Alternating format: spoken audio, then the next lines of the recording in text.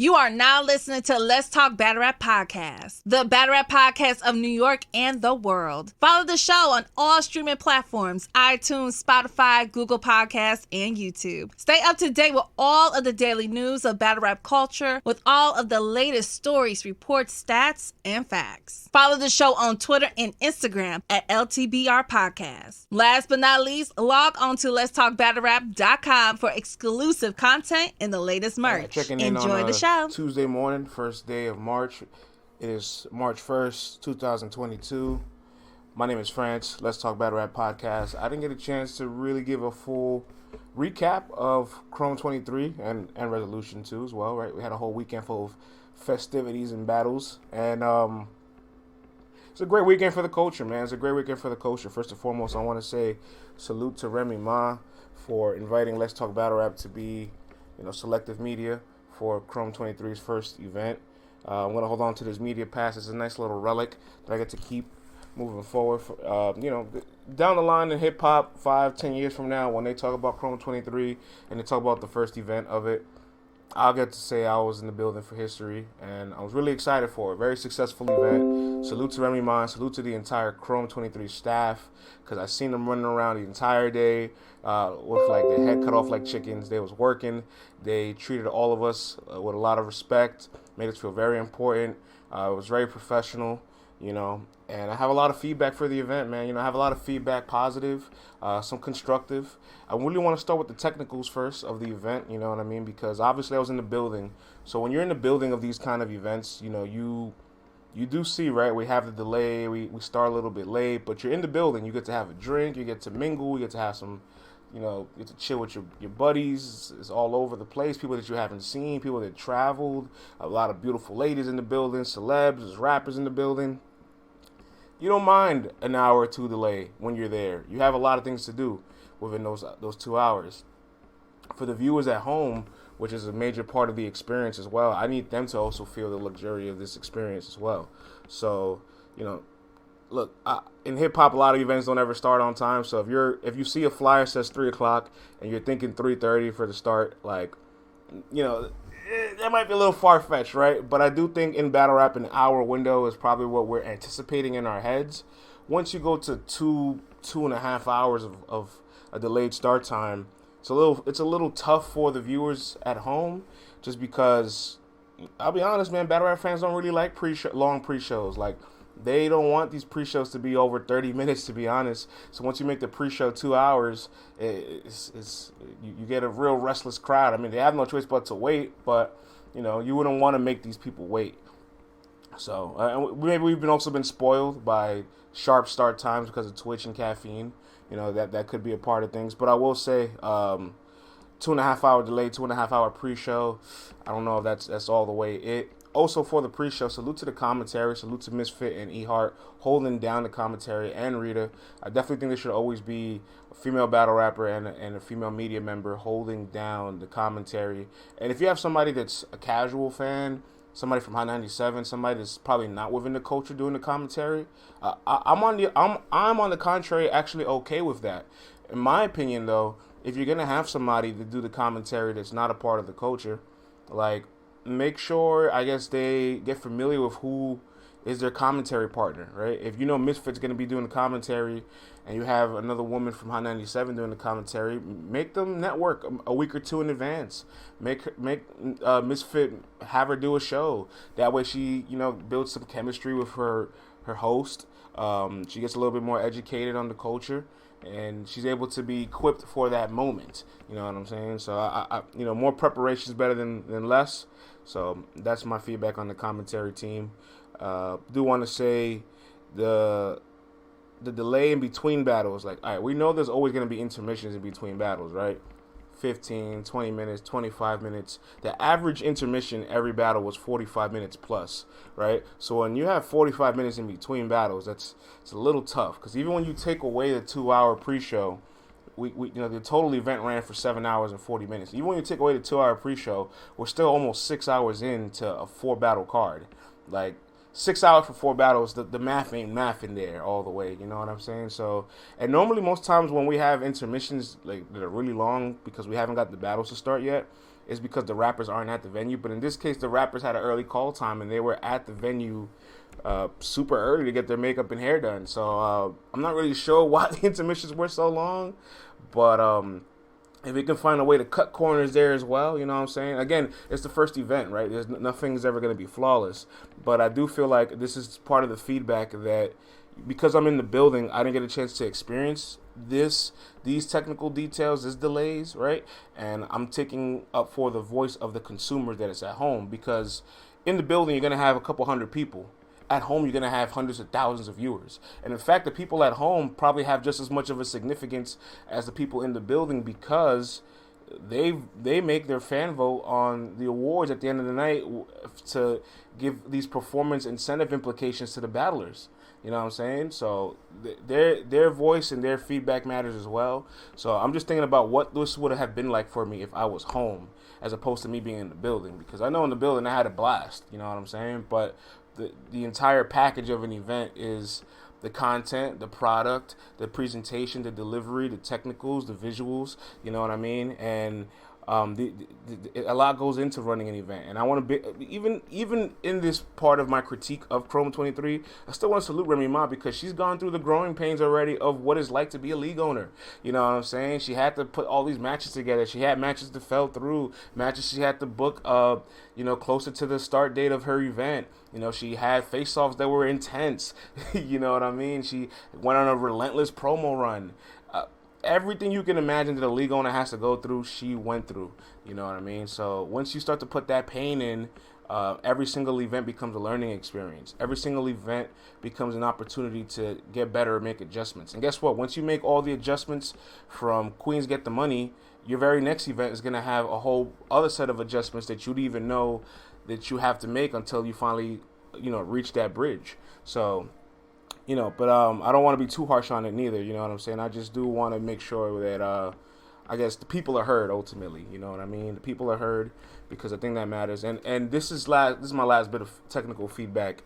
The visuals, I didn't have a problem with the audio when I got a chance to watch the battles back on YouTube. I know in the building, I know Casey's mic had a little bit of issues in the first round. She fixed it right away. It's not a problem. That always happens, right? Lavalier mics are difficult for battle rap performances. But the visuals, I think there needs to be better camera angles, man. You know what I mean? The really wide shot doesn't really capture the synergy that I would like for a battle if I'm watching it on video. And I feel like there could have been more up-close personal angles for the rappers. Like, because there's times where, like, whoever's on the left side of the stage, there's a separate angle for them that if their back is turned, I'm only watching them rap towards their opponent and their back. You know what I mean? Sometimes also I seen the camera was kind of shaky sometimes. Like it would shake a lot, or just like move quick to the left, pivot quick to the right. And I'll say this, man, it's hard to come across good directors for battle rap, right? There's amazing cameramen and directors the entire world, but not everybody is equipped with the eyeballs for what a battle rap event's supposed to look like. And shameless plug, I would love to say my man JB, aka the director at URL, that man can get you right. That man can get these beautiful people looking very beautifully on camera. You know what I'm saying? So shameless plug there. He's offered his services. He would love to assist with Chrome 23 for the near future. So I'll say more than ever, get with a director from the culture. Ultimately, the culture just wants always a hand inside of it, right? They want somebody commentating from the culture. They want somebody directing this from the culture. They just want to feel like it's home, right? Because this is still a very niched area. It's a very niche world. We're trying to expand it, and in the efforts of expanding it, there's people to educate. There's people that don't know all the backstories, all the details, all the history, and that's fine. Because if you want to expand and grow, you have to accept that you're going to get an audience that is ignorant to things, and then this is our chance to educate them. But as far as the product and the presentation and packaging it for the consumers, we need a hand in it. It's straight like that. We need a hand in it. And I'm glad, because even with the media, like, there were more, battle rap media in the building than hip hop media, which is important. These are important little details to making us feel connected to the league. But, Remy, again, did a great job, and her whole team did a great job of making sure everybody felt connected. And one thing all the battlers said that really stuck out to me, Prestavia said this, Casey said this, Official said this, Couture said this, Yoshi said, everybody said this, right? And they're on record saying it too. Remy made them feel like one of them. Remy was a big sister to them. Remy was accessible to them. She made them feel comfortable. And that's probably why all the battles, you saw them extremely confident in their material. You saw all the ladies rebuttaling tonight. Like, how rare is that? The first 8 rounds of the night, we had 5 rebuttals. That's you don't even get that on some URL cards. Some of the battles weren't as competitive as I thought they would be, but there was definitely an extreme amount of effort. You know what I'm saying? In all the battles. So I love the direction this is going in. I would love to see the improvements it makes along the lines. And the last thing I want to talk about, the crowd, right? I've seen everybody talk about the crowd at home, right? Let me say this. I look to my left, I see everybody that I see on Twitter Space. I look to my right, I see everybody that I see on Twitter Space. I could probably name 90% of the venue. Like, the crowd that you see in the camera or on footage, that's the culture. There was the VIP section upstairs with the celebrities, a couple Hot 97 staff, a couple casual fans towards the back. But the culture was mostly in attendance, right? But people saying it didn't feel like a battle rap crowd. And even in the building, there were moments where I didn't feel the full synergy or momentum of the crowd. It was almost as if we were drowned out by the minority of the people that aren't really a part of the culture in the venue, as opposed to the majority of people that are in the culture. But I rest assure you, it was a battle rap crowd. The difference is, it was a battle rap crowd of elitists. It was a crowd full of rappers and media members. And while that's still a battle rap crowd, it's not equivalent or the same as a crowd full of fans that paid money to get in there. You know what I mean? It's not the same thing. I get it. And I'm honored to be a part of this close selective group, but I do hope in the near future this is open to the fans and the consumers. Because the people that pay their hard-earned money to come to these events, they bring a different kind of atmosphere to the energy. They bring kind of different energy to the atmosphere with the way they want to consume, react to the battles, enjoy the battles. I do feel like when you have rappers in the building and media members in the building, to be honest, nobody wants to say it, I'll say it. Rappers are more subjected to being biased than a fan because they have relationships to cultivate. They have people that they don't like. They have future bags aligning with rappers that they don't like in there that they have to kind of keep afloat. You know what I'm saying? Like, a fan has way less of an obligation to be biased than a rapper. And, the media, I won't say the media is all biased, right? But we do have our favorites, and we do have people that we have personal relationships with more than others. So it's just not the same as a room full of fans as opposed to a room full of figures of the culture. So I'll leave the crowd situation there at that. You know what I mean? Because I've definitely seen some rappers in the crowd that were not fully engaged in watching all the battles, right? And they will watch around, they'll walk away, they're not listening, they're smoking, they're drinking, they're talking, they're distracting others. And it's just strange because, when you're on that stage, you will want that respect from your peers, but I don't feel like they were reciprocating that level of respect to their peers' performances in that moment. And then they will go turn around and recap the battle that they didn't fully watch all 6 rounds for. And it's just like, well, you wouldn't want a fan or a media member to recap a battle that we were distracted or not fully watching. So I'm not sure what's the difference between you doing it. You know what I mean? Respectfully. But these are the things that I have to point out. I have to call it out. I have to address it. I have to be real about it. Let's talk about the actual product though, man. Let's talk about the battles. Yoshi and Prestavia, dope battle. It started on Midnight Madness. It got picked up by the Remy Card. And I would like to say it lived up to whatever it anticipated it to. I do think it could have been a little bit more competitive if it took place where it originally started, because Yoshi G's projection, this performance against Prestavia was very reminiscent of her Chrissy Yamaguchi performance, where she was a headliner. She went first. She had dope material. She was layered. She had a lot of pockets. But the crowd wasn't very receptive to her. She had a really good second dope round against Chrissy. She had a really good second round against Prestavia. And at the end of the second round, all that energy of fighting through the crowd, by the third round, it kind of got to her a little bit. In the Chrissy battle, it got to her way more. In the Prestavia battle, she kind of just fought through it and just accepted whatever. She's happy with her results. And she's going to let the on-camera work speak for itself. Although I'll be honest, I don't feel like the crowd was fair to Yoshi. It doesn't make a difference, man. The only debate about that battle is if Prestavia won all 3 rounds or Prestavia won the first and the third. So whether you have Yoshi win the second, like, it doesn't make a difference. I love the fact that Yoshi rebutted. I love the fact that Prestavia rebutted, because these ladies are adding new skill set, new skills to their artillery. Like, that's important to take these risks, because if you don't take these risks, how are you going to get better? You know what I mean? For Prestavia, one thing I want to say, she has this like tunnel vision in her performances, and it's incredible, because like, she's not looking at the crowd for validation. She's not really paying attention to gun titles behind her, even though, like, that it's good to have them there. But I felt like whether they were on the stage or not, I would have got the exact same level of Prestavia. Sometimes when you have somebody like Surf or Chess or Rock behind you, and they're like, amplifying you, it'll give you more momentum, right? Like, I'm not even saying gas. I'm just saying, like, that having that support does feed you some level of confidence. But Prestavia is so confident that she doesn't need any of it. Like, the crowd could have not reacted, and gun ties could have not been there, and I really felt like Prestavia would have been the exact same. So you can't even use any of those things to discredit her, because she is that well equipped. And in fact, I got the numbers here. I just want to say this. On the awards, for best 3 rounds of the night, Prestavia came in second place to 40 bars. Body of the night, she came in second place to 40 bars. That means she surpassed Couture, Hustle, Official, me personally, I don't feel like she outperformed them. I feel like she had maybe the 3rd or 4th best performance. But if you're telling me she's on a card with top tiers, and she's having the arguably 2nd to 3rd or 4th best performance with names like Hustle, Couture, and 40 bars, like, you're in great trajectory. You're in great company. The hype about Prestavia is a real thing. You know what I'm saying? And again, this is her 11th battle.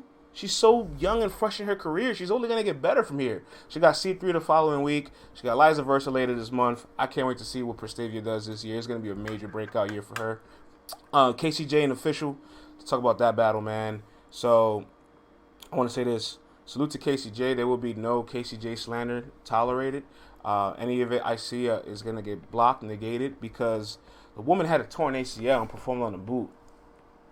Again, the woman had a torn ACL and performed on a boot. Like, you don't just do things like that. That's hard. That's tough. If Casey said, I can't battle, I have a torn ACL, that's more than a plausible reason to not perform. We're not going to say anything. We're not going to be like, oh, find a way to get here. No, that's a valid reason to not battle. And she still fought through it and gave a really good performance and had her foot on the pedal, had some dope bars. Her and Official was a bar fest. Official was back in her element. It was good to see her come back to life. The Terror Squad bar, that I pulled the Rem bar, like, she was in her bag. Official's back. I'm ready to see Official get back in her element. This was a great way to, put her in this position to see things. I do have Official winning the battle, but it was a great back and forth from both the Bardashians. So salute to both of them on that. Let's talk about QB and 40. Let me get a sip of water for this one.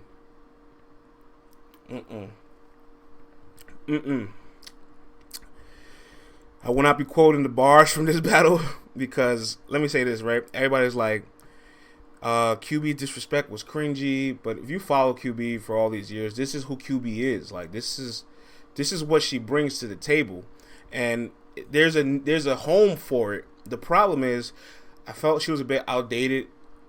I didn't really feel like there was structure in her disrespect. I didn't really feel like there was a proper angle. Like, there was no real form of attack with what her disrespect was. Like, I didn't feel like there was real substance in between all of what she was doing. Some of the bars felt very flat. The 2-on-2. I ain't a mathematician like the iCloud. There's a lot of bars that I'm just like, I don't know. Like, this isn't doing it for me. And clearly, at some point, she did lose the crowd. And when she lost the crowd, she kind of just like, I know y'all want her to win. So, like, when she kind of like lost the crowd, it became evident. Like, she was saying bars, they didn't react. She's like, what? She's looking at DNA like, DNA, you heard that John Stockton bar was fire. And it was a good bar, but like the slow delivery, the pauses in between, not getting reactions, the content not really hitting. It has a shock value for its level of disrespect, but not really sticking to attacking the opponent. The the execution fell flat for QB ultimately.